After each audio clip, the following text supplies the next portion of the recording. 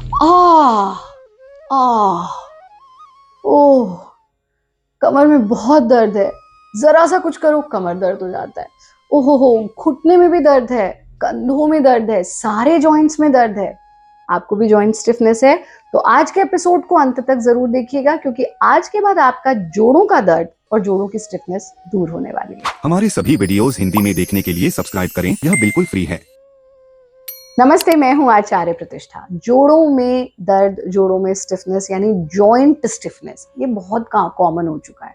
पहले एक आयु के बाद लोगों को ये होता था, बट आज विटामिन डी की डेफिशिएंसी, विटामिन बी12 की डेफिशिएंसी, सही खान पान न लेना, सूर्य के सानिध्य में समय न बिताना, प्रकृति से दूर रहना, बंद कमरों में बैठे रहना और अनेक और कारणों से हमारे जोड़ों में स्टिफनेस होने लगी। सबसे पहला काम जो प्रत्येक व्यक्ति को करना चाहिए वो है पवन मुक्त गतियों का अभ्यास। पवन मुक्त का अर्थ ही है, पवन यानी विंड, मुक्त मीन्स टू रिलीज। तो हमारे जितने भी जोड़ हैं उनमें जो पवन है यानी जो टॉक्सिन्स हैं उनको रिलीज करने के लिए पंजे से लेकर के खोपड़ी तक जितने भी हमारे जॉइंट्स हैं उनकी पवन मुक्त गतियां करनी चाहिए। साथ में पवन मुक्त आसन बहुत महत्वपूर्ण है। तान आसन का अभ्यास करें और भारत योग की सर्प गति तो आपके शरीर की पूरी स्टिफनेस, एक एक जोड़ की स्टिफनेस को दूर करने का काम करती है। सीधा सीधा समझते हैं कि इसको कैसे करना है हमें। सबसे पहले हम अपनी कमर के बल लेट करके करेंगे तान आसन का अभ्यास।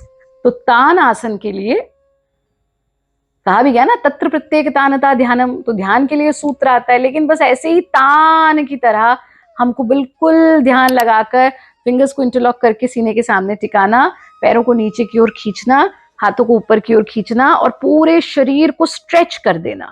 बहुत सरल है, बहुत सुगम है। जिनको जोड़ों में दर्द है सब लोग कर सकते हैं इसका अभ्यास। और फिर सांस छोड़ते हुए साइड से हाथों को वापस लाना, शरीर को ढीला छोड़ देना। इस प्रक्रिया को आप कम से कम 3 बार दोहराएं। फिर आ जाता है पवन मुक्त आसन। अब पवन मुक्त आसन जिनको घुटनों में बहुत ज्यादा दर्द है वो तो नहीं कर पाएंगे, तो फिर क्या करें आचार्य जी, करें ही नहीं, जितना कर सकते हैं, हो सकता है आप यहीं तक घुटना मोड़ पाओ, आप यहीं तक करो, लेकिन करो जरूर, ताकि अति सर्वत्र वर्जित, अति नहीं करनी, लेकिन जितना आराम से कर सकते हैं उतना तो करना ही है। तो क्या करेंगे, हम सुगम कर रहे हैं, पैर को घसीटते हुए लाना और फिर जितना संभव हो, क्योंकि जॉइंट पेन वालों के लिए दिखा रहे तो हम दिखा रहे इतना ही आ सकते तो इतना ही लाएं, जो पूरा उठ सकते हैं पूरा उठेंगे, जितना सुगमता से कर सकते हैं उतना करेंगे। इसी प्रकार से दूसरे पैर से दोहराएंगे। और जैसा हमने कहा कि हमें कोशिश ये करनी है कि हमारी जो चिन्ह है वो घुटने को छू जाए, लेकिन सब लोग ऐसा नहीं कर पाएंगे, तो जितनी शरीर की क्षमता है सिर्फ उतना उठाएंगे।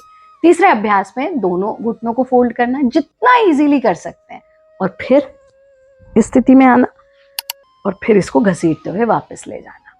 जो लोग गर्दन नहीं उठा पाए वो गर्दन बिना उठाए करें, लेकिन विंड को रिलीज होने दें, पवन मुक्त होने दें, ये बहुत महत्वपूर्ण है। अगला अभ्यास, इसको 3 बार जब आप दोहरा लें तो अगला अभ्यास यानी कि सर्प गति का अभ्यास। और सर्प गति भी यथा नाम तथा गुणा, जैसा नाम वैसा गुण। तो इस तरह से हम सांप की पूंछ की तरह आपके एड़ी पंजे मिले रहेंगे, दोनों कोहनियां जमीन पर हैं, आप अपनी ठुड्डी को अपनी दोनों हथेलियों के बीच में टिकाएंगे, एक एक स्टेप कोहनी से आगे जाना। ये भारत योग की बड़ी विशेष गति है कि आपके एक एक जॉइंट को पूरी तरह से टॉक्सिन फ्री कर देती है। यथा सामर्थ्य यहाँ रुकना, फिर एक एक स्टेप एल्बोज को चेस्ट के नजदीक लाना। जब इतना नजदीक ले आए कि और नजदीक नहीं ला सकते तो रीढ़ के निचले हिस्से पर पड़ने वाले प्रभाव को महसूस करेंगे। ऐसा 5 से 6 बार करें। पैरों को खोल दें, हाथों को मिला दें, हाथों का तकिया बनाकर शरीर को ढीला छोड़ दें और फिर वापस कैसे आएंगे, हाथ का सहारा लेकर के धीरे से अपने आसन में लौट आए। इन क्रियाओं का अभ्यास करें। जोड़ों में दर्द या स्टिफनेस वाले लोग 20 मिनट सनलाइट जरूर लें और अपने आप को हाइड्रेटेड रखें। हमारा कार्यक्रम देखते रहें, खुश रहें, स्वस्थ रहें, आनंदित रहें। नमस्ते।